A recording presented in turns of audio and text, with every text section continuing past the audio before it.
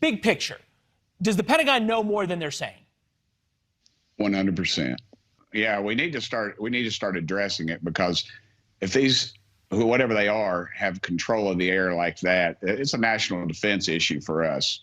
And so that's probably a meteor right there, but it's still pretty compelling. Somebody needs to start asking questions. You think about this. There's three answers here, right, of all this stuff, or maybe multiple answers. But for each object, there's one of three answers. Either A, it's a U.S. government project that's top secret, and we don't want anyone to know about it, and they're testing it out on our own military.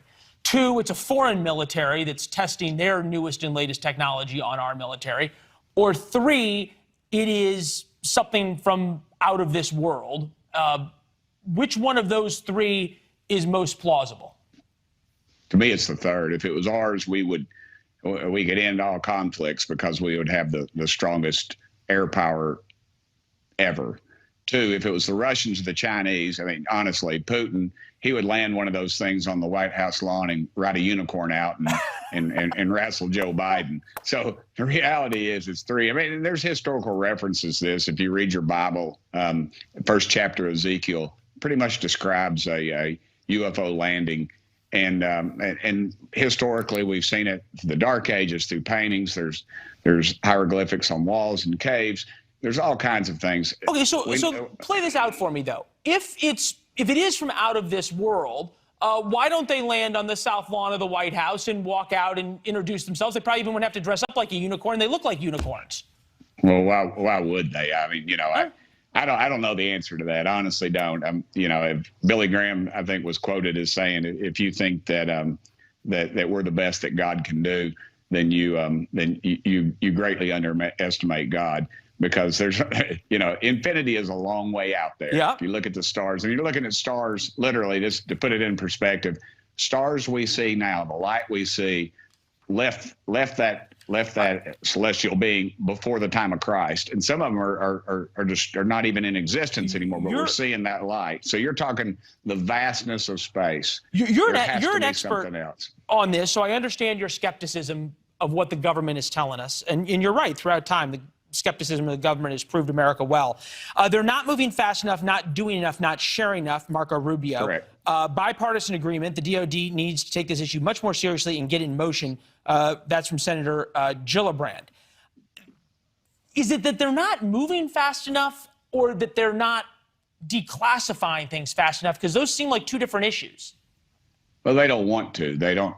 I don't trust the government. Why wouldn't they? Why? Well, I'm confused. This is about both administrations from both parties. I don't get it.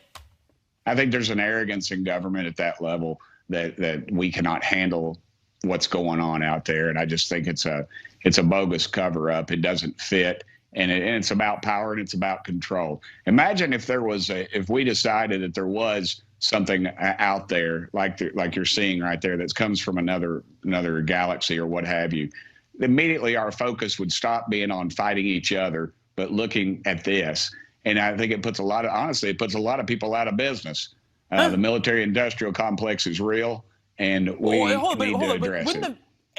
If I'm the military-industrial complex, I would love nothing more than for UFOs to be real, because now I've got a whole new business fighting UFOs, don't I? Yeah, you've got to sell the American public on it, but you've also, it does away with any of our conflicts overseas or anything else. It unifies the world. I just don't think they're in the business. I think we're giving them too much credit, and they're arrogant. And they, you know, we're asking the Pentagon to investigate something that they covered up. My daddy he was an old educator, and he was a dean at University of Tennessee, and he said, we always bring in and pay the people to fix the problem that created the problem. So now we're sending more money to the Pentagon to investigate something that they've been keeping a lid on for decades. So how do we figure out the truth, Congressman? We take the shackles off. We put pressure on the Pentagon and funding and everything else, and say, enough is enough. Bring forth what you got and let the American public decide. I trust the American public. I don't. So you want them to just release everything and then release it all? What's really the chance of it happening?